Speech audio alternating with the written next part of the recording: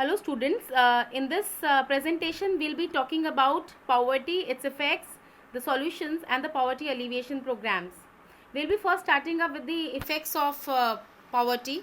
First one being the child labor. Child labor means the exploitation of children through any form of work that deprive them of their childhood.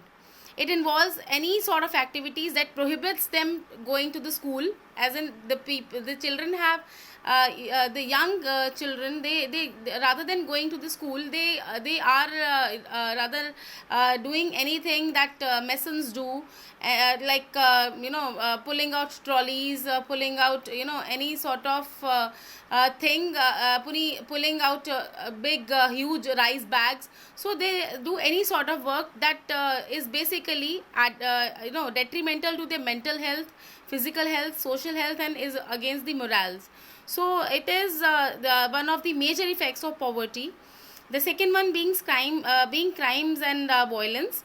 Because people are deprived of funds, they don't have adequate funds with them, so what they do, they get indulged into crimes and all the activities that involve violence. They get indulged in activities like theft, smuggling, the acting as agent for the smugglers. So these people are in a way are in a way and a liability for the economy, because they are proving themselves to be negative for the economy, because we require police or other personnel to take care of the economy. So these people are in a way exaggerating the offenses and crimes and violence activities that involve violence in the economy. So this is negative for the economy as a whole. Next one is health problems, because these people are not having adequate funds with them. They don't have adequate funds to go for medications, proper treatments in case they fell ill or sick. So they are more prone to the health problems and health issues, respiratory disorders, or any sort of problem where an immunity low immunity is one of the major criteria. So these people become more prone towards health problems. The next one is, because these are more prone to the health problems because of paucity of funds, they have shorter lifespans. They tend to have shorter lifespans. Next one is homelessness. Homeless poor women, and they experience high rates of low birth weight babies, and miscarriages and infant mortality, probably due to not having access to adequate prenatal care for their babies. Homeless families experience greater life stress than other families, including increased disruption in work, school, family relationships and friendships. So homelessness is one of the major effect of poverty. Children, they get engaged in antisocial activities also. It's not that only adults do get engaged in criminal activities. Even children, they tend to engage themselves in antisocial activities. The rag pickers, the people who should have gone to the school, these people, they rather get engaged in antisocial activities like theft, robbery, all these events, and they are again a liability for the economy.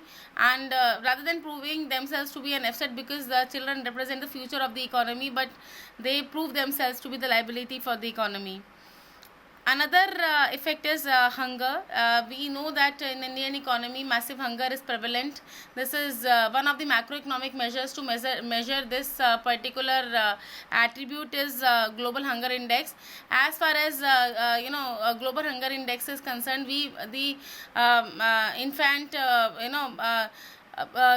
infant stunted growth, these are parameters which are taken up as far as hunger is concerned. And when we study poverty, the major implication that involves poverty is the presence of hunger, because people, they don't have funds with them, and they are not they're deprived of food, clothing, shelter, water, sanitation, and other facilities, clean drinking water.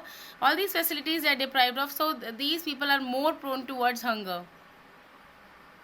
Next is solution to the poverty: ensuring resources for the poor. When, you know, one thing is making the resources available to the poor, because they if they have resources at their end, they will be able in a position to uplift their standard of living and fulfill their basic needs. Equal access over the markets: these poor people should have equality of opportunity and equality of access over the markets, and in case they get indulged in any self employment activity, they should have equal access like any other seller has. So this is also one of the solutions of the poverty. The next one is increasing agriculture. We know that more than 70% of the Indian population is dependent on the agriculture. So we should aim at strengthening of the agriculture, because if we strengthen the agriculture, then majority of the people, they will be they can get the jobs, and the employment would improve, and henceforth the income generated from employment would be able to solve the problem of poverty. The next one is development in construction. The infrastructural development should be undertaken, and construction industry should be promoted, because it is one of the ways to provide employment to huge number of masses. So it should be ensured that construction industries and construction projects should be promoted in Indian economy. Next is population explosion is one of the major attributes major causes of poverty. The reason, as I've already told you, because there is a fall in the death rate, and there is more birth rate, and measures should be undertaken to control the rate of population, so that its impact on poverty can be reduced. The role of microfinance: the microfinance means the provision of basic a micro credit to people who are basically excluded from the formal financial institutional structure. Why these people are excluded from formal financial institution structure? Because they don't have funds with them, they don't have collateral security with them, they don't have permanent addresses, they are residing in the slums. So the role of microfinance is of paramount importance, because in case of microfinance, these people are provided loans in form of self-help groups, and for a group of 10 to 12 people or 10 to 16 people, they come together and they are given finances by formal financial institutions, and generally NGOs are involved in such under such model. So the microfinance would help in upliftment of poor, and would be help in mitigation of poverty, because now they have funds and they can dispose it of the way they like. Next is health facilities. More and more health facilities and medicine should be provided to the people who are falling sick, and they should be given they are being given free treatment. But yes, there should be provision of sanitation in the hospitals, and the status of the hospitals should be government hospitals should be also improvised, and more health facilities should be added in government hospitals and government health structures. The next one is poverty eliminating programs. More initiation and more effort should be oriented by planners and policy makers towards poverty eliminating programs. What are these programs? These have been discussed in the slide later on. Next, education. These people are lagging behind, because more of them are unskilled. They are lagging behind because they are not educated. They do not have that expertise and knowledge to carry out a particular task. So these people should be provided formal education, as well as they should be provided vocational training, so that their skill base gets enhanced. Now comes poverty alleviation programs. We should follow the trickle down theory, wherein an effort should be made to percolate the benefits of the national dividend to each and every member of the society. Herein effort should be made so that the people at grassroots level should get benefited, and the gap between rich and poor should be mitigated.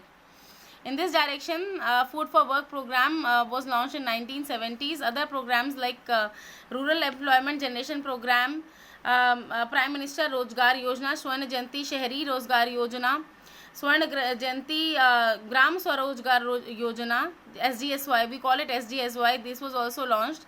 And in this direction, in 1990s, the concept of self-help groups was uplifted, wherein the members of the group were initially supposed to save an amount, and were supposed to deposit it, and the credit was lent in the ratio of 1:4, means if they are depositing 100 rupees, then they will be getting a credit of 400, and the credit was allocated on the group basis.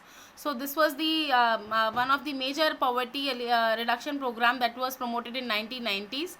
Other programs included public distribution system, ICDS, and midday meal scheme. This scheme is even now being promoted in order to improve the nutritional status of the poor. And the other programs that were launched in this direction included Pradhan Mantri Gram Sadak Yojana, and Pradhan Mantri Gramodaya Yojana, and there were other schemes that were basically launched for the betterment and upliftment of the level of the living of the poor. It was basically targeted that the people who are deprived of the basic needs, they should be they should be uplifted, so that they also have a standard of living which the people like us are availing. So thank you so much for listening, and with this I am ending up the presentation. Thank you so very much.